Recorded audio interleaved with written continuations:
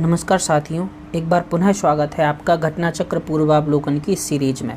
आज की इस क्लास में हम लोग खिलाफत आंदोलन और असहयोग आंदोलन के सभी महत्वपूर्ण प्रश्नों को कवर करेंगे। पहला प्रश्न है, निम्नलिखित में से किसने खिलाफत आंदोलन प्रारंभ किया था? नीचे दिए गए कूट से सही उत्तर का चयन कीजिए। तो खिलाफत आंदोलन क्या था? तुर्की में जो खलीफा का पद होता था उसकी पुनः स्थापना को लेकर भारत में भारतीय मुसलमानों द्वारा अंग्रेजों पर दबाव बनाने के लिए शुरू किया गया था। इसके प्रमुख नेता शौकत अली और मोहम्मद अली थे, यानी इसका सही उत्तर हो जाएगा 1 और 2। दूसरा प्रश्न है, खिलाफत आंदोलन के प्रमुख नेता निम्नलिखित में से कौन थे? तो खिलाफत आंदोलन के प्रमुख नेता मौलाना मोहम्मद अली और शौकत अली थे। इनके अलावा अबुल कलाम आज़ाद, हकीम अजमल खान, हसरत मोहानी तथा डॉक्टर अंसारी भी खिलाफत आंदोलन में शामिल थे। बाद में इसमें महात्मा गांधी भी शामिल हो गए थे। अगला प्रश्न है, खिलाफत आंदोलन के मुख्य उद्देश्य निम्नलिखित में से कौन कौन से थे? पहला है भारत के मुसलमानों में ब्रिटिश विरोधी भावना उत्पन्न करना, तो ये सही है।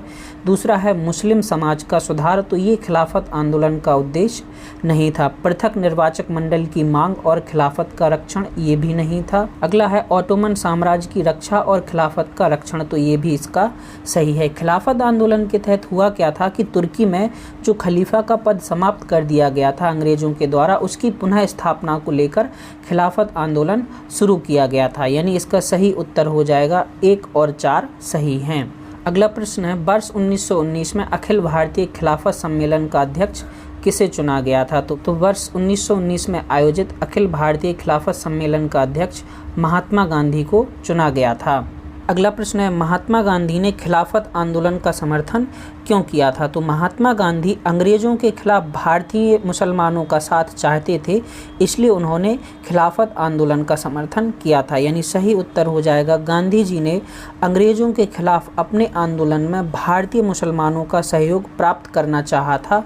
इस वजह से महात्मा गांधी ने खिलाफत आंदोलन का समर्थन किया था, यानी सही उत्तर है बी।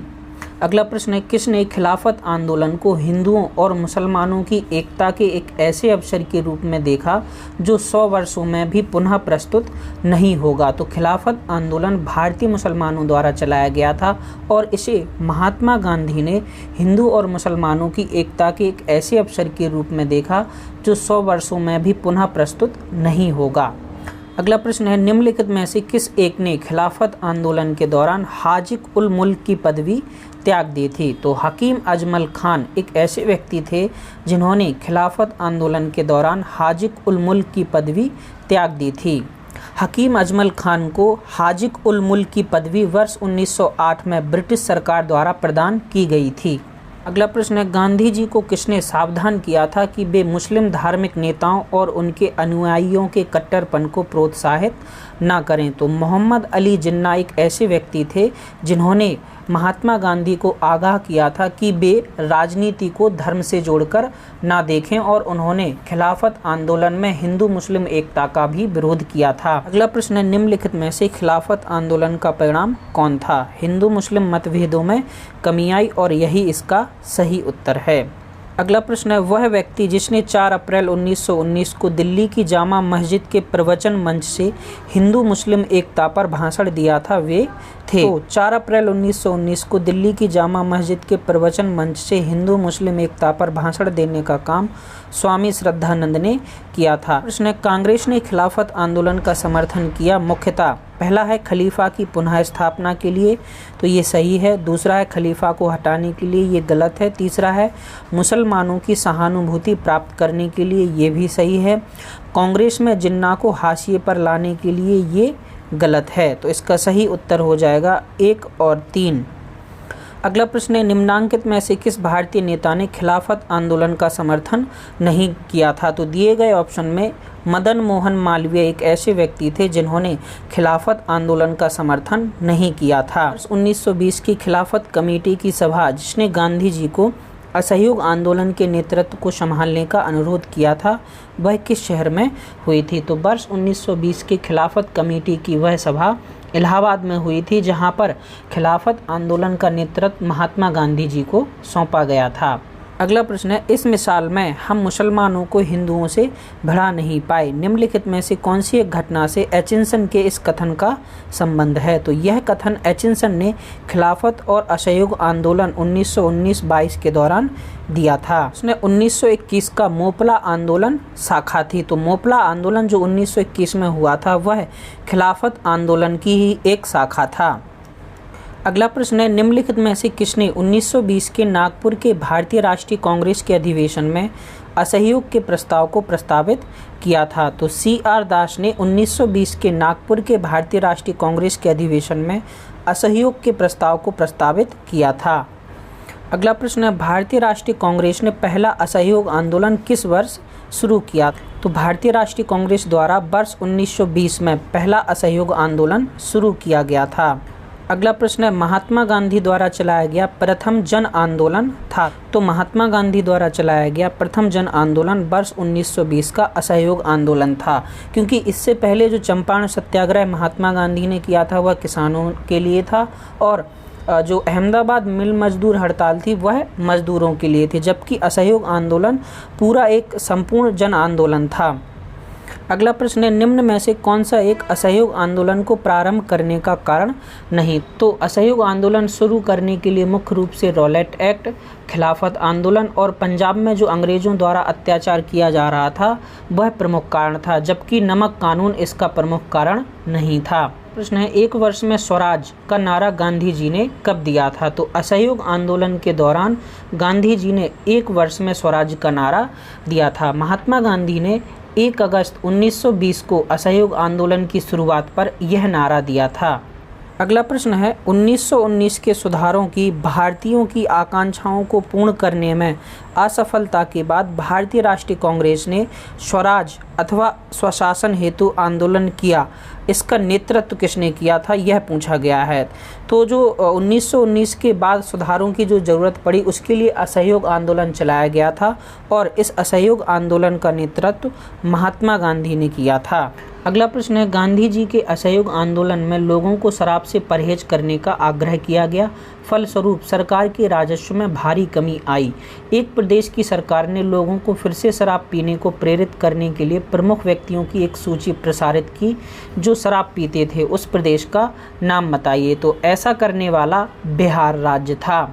हुआ क्या था कि गांधी जी के असहयोग आंदोलन के फलस्वरूप लोगों के शराब के परहेज से सरकार के राजस्व में भारी कमी आई, और इस दौरान बिहार ओडिशा की सरकार ने शराब को स्वास्थ्य के लिए हितकारक बताया, और अपने इस प्रचार को और ज़्यादा मजबूती से प्रचारित करने के लिए इन्होंने एक सूची जारी की जिसमें उन व्यक्तियों का नाम बताया था अंग्रेजों ने जो कि शराब पीते थे। इस सूची में सिकंदर, जूलियस सीजर, नेपोलियन तथा शेक्सपियर जैसे लोग शामिल थे। अगला प्रश्न है, नीचे कथनों पर ध्यान दीजिए, असहयोग आंदोलन से संबंधित है। पहला है, कांग्रेस का सर्वप्रथम जन आंदोलन बनी, ये सही है। हिंदू मुस्लिम एकता में वृद्धि हुई, ये भी सही है। जनता के मन से ब्रिटिश शक्ति का भय हट गया, ये भी सही है। चौथा है, ब्रिटेन की सरकार भारतीयों को राजनीतिक रियायत देने को राजी हुई, तो ये गलत है, यानी इसका सही उत्तर हो जाएगा बी।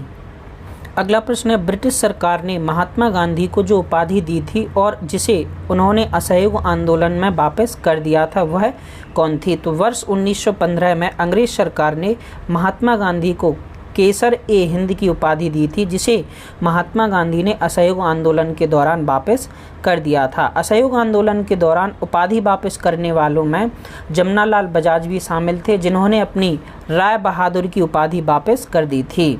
अगला प्रश्न है, निम्नलिखित में से किसने असहयोग आंदोलन के दौरान अपनी वकालत छोड़ दी थी? तो चित्तरंजन दास ने असहयोग आंदोलन के दौरान अपनी वकालत छोड़ दी थी। चित्तरंजन दास के अलावा मोतीलाल नेहरू, राजेंद्र प्रसाद, जवाहरलाल नेहरू, विट्ठल भाई पटेल तथा वल्लभ भाई पटेल ने भी अपनी वकालत छोड़ दी थी। निम्नलिखित में से किसने असहयोग आंदोलन को समर्थन दिया परंतु इसके परिणाम नहीं देख सके थे? तो बाल गंगाधर तिलक ने असहयोग आंदोलन का पूर्ण समर्थन किया था, लेकिन वे इसका परिणाम नहीं देख सके थे। असहयोग आंदोलन 1 अगस्त 1920 को शुरू हुआ था और इसके पहले बाल गंगाधर तिलक ने असहयोग आंदोलन का समर्थन किया था, लेकिन इस आंदोलन के शुरू होने के पहले दिन ही यानी 1 अगस्त 1920 को ही बाल गंगाधर तिलक की मृत्यु हो गई थी।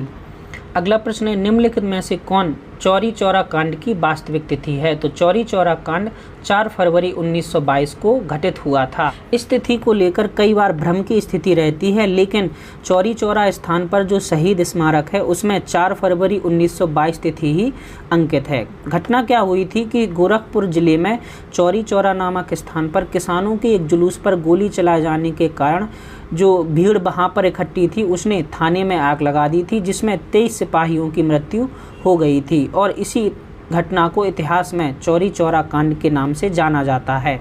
अगला प्रश्न है, चौरी चौरा किस जनपद में स्थित है? तो चौरी चौरा यूपी के गोरखपुर जनपद में स्थित है।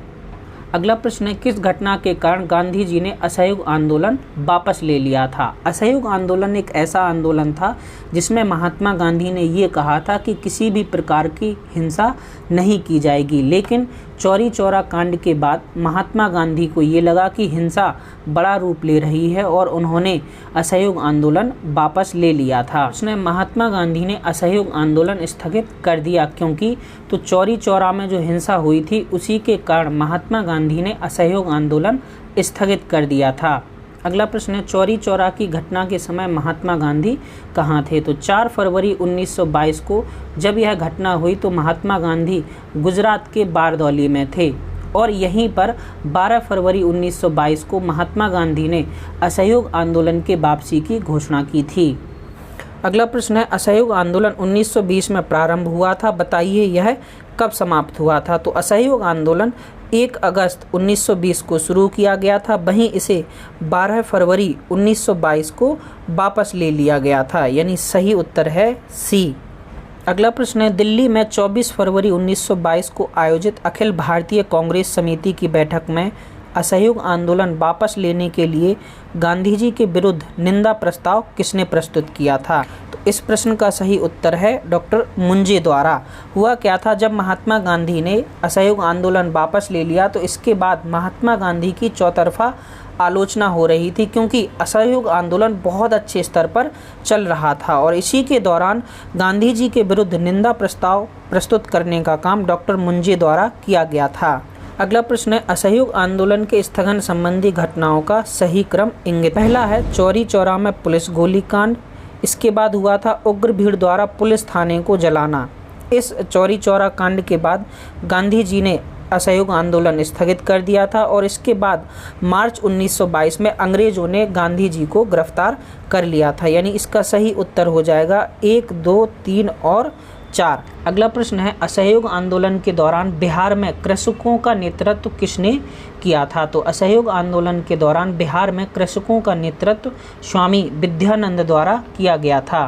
प्रश्न है, निम्नलिखित घटनाओं का सही क्रम नीचे दिए गए कूट से बतलाइए। चौरी चौरा कांड, असहयोग आंदोलन का स्थगन और बारदौली प्रस्ताव। तो चौरी चौरा कांड 4 फरवरी 1922 को हुआ था।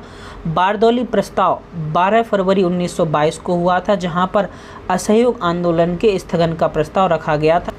इसके बाद असहयोग आंदोलन स्थगित किया गया था, यानी सही उत्तर हो जाएगा 1, 3 और 2।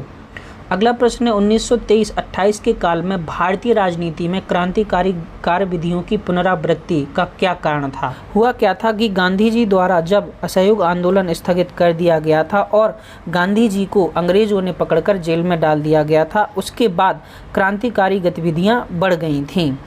अगला प्रश्न है, असहयोग आंदोलन के दौरान विदेशी वस्त्रों को जलाए जाने पर किसने महात्मा गांधी को लिखा कि यह निष्ठुर बर्बादी है? तो उपर्युक्त जो स्टेटमेंट है वह रविंद्रनाथ टैगोर का है। प्रश्न है, निम्नलिखित में से कौन असहयोग आंदोलन वर्ष 1920 से 22 के दौरान स्थापित की गई थी? तो काशी विद्यापीठ वर्ष 1921 में स्थापित हुआ था। गुजरात विद्यापीठ वर्ष 1920 में स्थापित हुआ था। जामिया मिलिया इस्लामिया यूनिवर्सिटी वर्ष 1920 में स्थापित हुई थी। वहीं काशी हिंदू विश्वविद्यालय वर्ष 1916 में स्थापित हुआ था, यानी इसका सही उत्तर हो जाएगा काशी विद्यापीठ, गुजरात विद्यापीठ और जामिया मिलिया इस्लामिया यूनिवर्सिटी। तो सही उत्तर है सी। अगला प्रश्न है, निम्नांकित में से किसका सुमेल नहीं है? पहला है 1885 भारतीय राष्ट्रीय कांग्रेस की स्थापना, ये सही है। दूसरा है 1905 बंगाल विभाजन, ये भी सही है। तीसरा है 1909 मार्ले मिंटो सुधार अधिनियम, ये भी सही है। चौथा है 1930 असहयोग आंदोलन, ये गलत है क्योंकि असहयोग आंदोलन वर्ष 1920 में शुरू हुआ था। अगला प्रश्न है, असहयोग आंदोलन के दौरान किसने पटना कॉलेज छोड़ा जबकि उसकी परीक्षा केवल 20 दिन ही बचे थे? तो जयप्रकाश नारायण ने असहयोग आंदोलन के दौरान पटना कॉलेज छोड़ दिया था जबकि उनकी परीक्षा के केवल 20 दिन ही बचे थे। इसके बाद जयप्रकाश नारायण ने कांग्रेस द्वारा संचालित बिहार विद्यापीठ में दाखिला लिया था।